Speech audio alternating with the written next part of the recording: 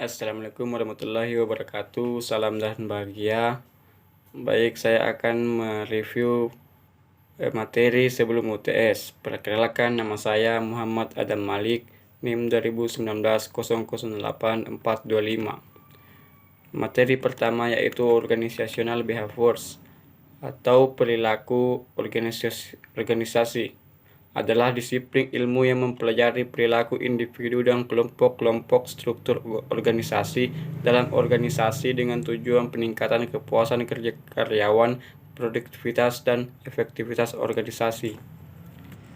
Yang kedua, diversity in organization adalah keragaman atau perbedaan di dalam suatu organisasi, dan ini biasanya meliputi perbedaan dalam hal usia, agama, ras, fisik, dan gender.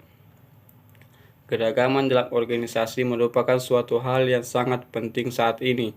Dengan keragaman, maka setiap organisasi dapat memperoleh berbagai pandangan, kemampuan, dan berbagai hal untuk mengatasi permasalahan organisasi atau perusahaan, serta dapat juga meningkatkan efektivitas perusahaan. Namun demikian, tidak jarang pula keragaman ini dapat memicu berbagai permasalahan dalam organisasi. Singkatnya, keragaman hanyalah sebuah konsep bisnis yang solid di sekitarnya. Untuk semua orang dalam bisnis apapun, cara terbaik untuk mencapai tim adalah dengan keberhasilan menavigasi pikiran dan tindakan kita fokus untuk menjadi lebih inklusif. Berikut ada 7 cara dapat membangun tim yang lebih beragam. Yang pertama, memiliki keberagaman sejak awal. Yang kedua, memiliki kemampuan menangani keanekaragaman. Yang ketiga, meningkatkan strategi perekrutan. Yang keempat, mendengarkan karyawan. Yang kelima, memberikan peluang pengembangan kepemimpinan. Yang keenam, meningkatkan keterampilan kepemimpinan. Yang ketujuh, evaluasi upaya dan usaha. Materi selanjutnya yaitu Attitudes and Job Satisfaction.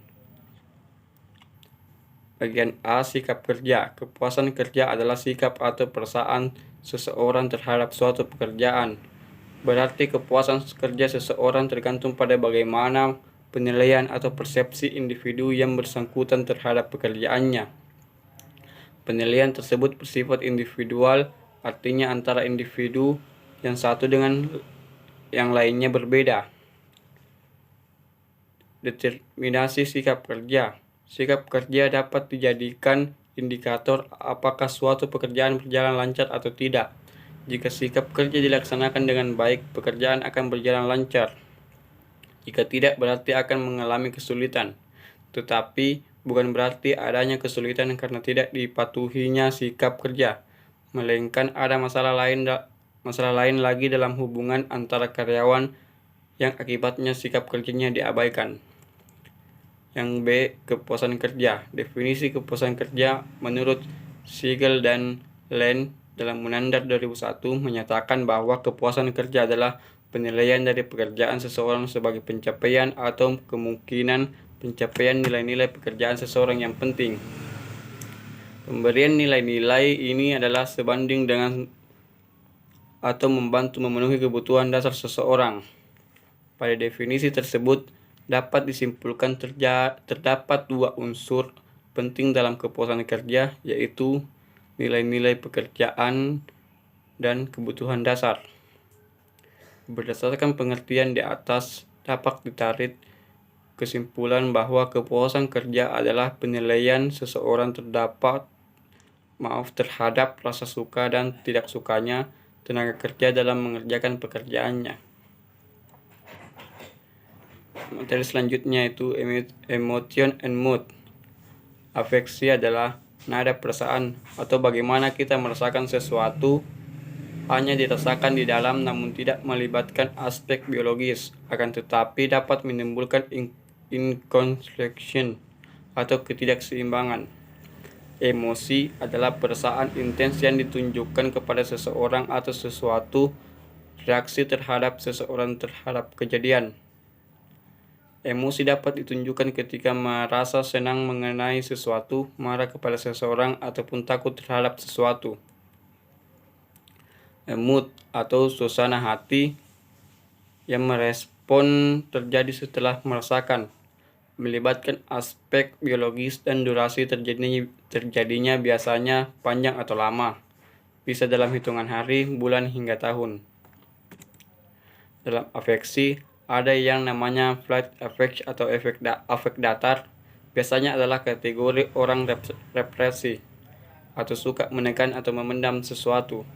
Sebab afeknya berfungsi namun emosinya tidak berfungsi dengan baik. Contohnya, temannya meninggal tapi dia tidak mau menangis. Bisa jadi menutupi kesedihannya, dan bisa juga karena tidak respek pada temannya sehingga tidak ikut merasa sedih. Kalau emosi itu kenapa dikatakan melibatkan aspek biologis? Maksudnya seperti ini. Contoh, orang yang marah wajahnya berubah merah, atau contoh lainnya seperti empati atau bisa merasakan atau simpati larut dalam perasaannya. Kalau mood, biasanya ini seringkali timbul tenggelam, kadang mereka meredah, kadang pula memuncak, dan bila sudah di tingkat gangguan atau disorders. Materi selanjutnya itu personality and values. Personality atau kepribadian. Kepribadian adalah sekumpulan cara bagaimana seseorang individu beraksi dan berinteraksi dengan orang lain. Kepribadian merupakan determinan paling penting bagi individu, karena kepribadian menentukan bagaimana seseorang individu berpikir, berperilaku, dan berperasa dalam berbagai macam situasi yang berbeda. Konsisten dalam setiap perilaku merupakan pembentukan sebuah perilaku seseorang. Potensi yang ada pada seseorang berpengaruh besar terhadap perform seseorang. Bahkan perilakulah yang akan menentukan sebuah kepribadian. Bagi values atau nilai adalah menunjukkan alasan dasar bahwa acara pelaksanaan atau keadaan akhir tertentu lebih disukai secara pribadi atau sosial dibandingkan cara pelaksanaan atau keadaan akhir yang berlawanan. Nilai memuat elemen pertimbangan yang membawa ide-ide seseorang individu mengenai hal-hal yang benar, baik atau diinginkan. Nilai memiliki sifat isi dan intensitas. Sifat isi menyampaikan bahwa cara pelaksanaan atau keadaan akhir dalam kehidupan adalah penting. Sifat intensitas menjelaskan betapa pentingnya hal tersebut. Materi selanjutnya itu perfection and individual decision making. Definisi persepsi. Persepsi adalah suatu proses di mana seseorang melakukan pemilihan, penerimaan, perorganisasian, dan penginterpretasian atas informasi yang diterimanya dari lingkungan. Jadi persepsi merupakan suatu proses kognitif yang dialami oleh setiap orang dalam memahami informasi tentang lingkungannya.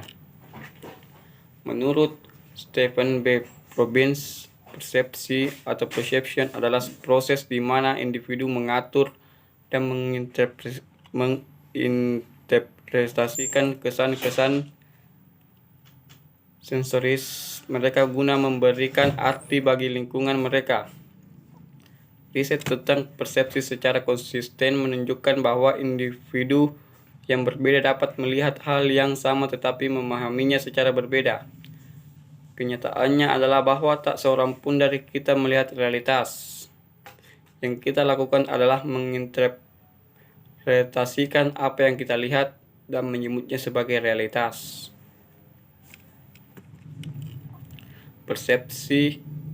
Penerapan persepsi dalam organisasi. Persepsi memiliki banyak konsekuensi bagi organisasi. Di dalamnya orang-orang selalu saling menilai.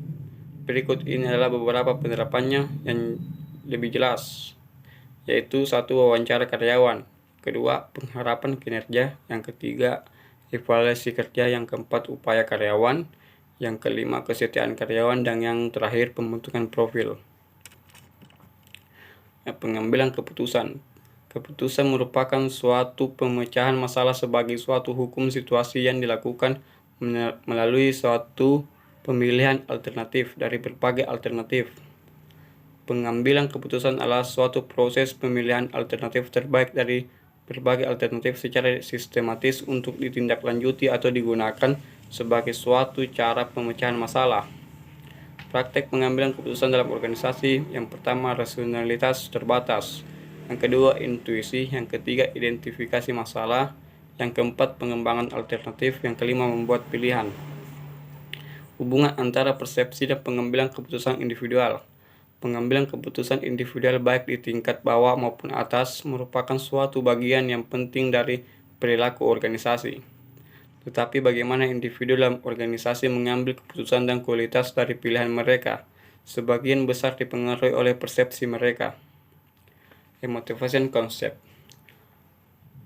Malayu Hasibuan mendefinisikan motivasi adalah dorongan atau pemberian daya penggerak yang menciptakan kegairahan kerja seseorang agar mereka mau bekerja sama, bekerja efektif, dan terintegrasi dengan segala daya upayanya untuk mencapai kepuasan. Motivasi sangat mempengaruhi kinerja seseorang ketika sedang bekerja. Apabila seseorang bekerja dalam organisasi maupun perusahaan yang memiliki nilai-nilai yang kuat, maka karyawan dapat termotivasi untuk menjadi lebih produktif.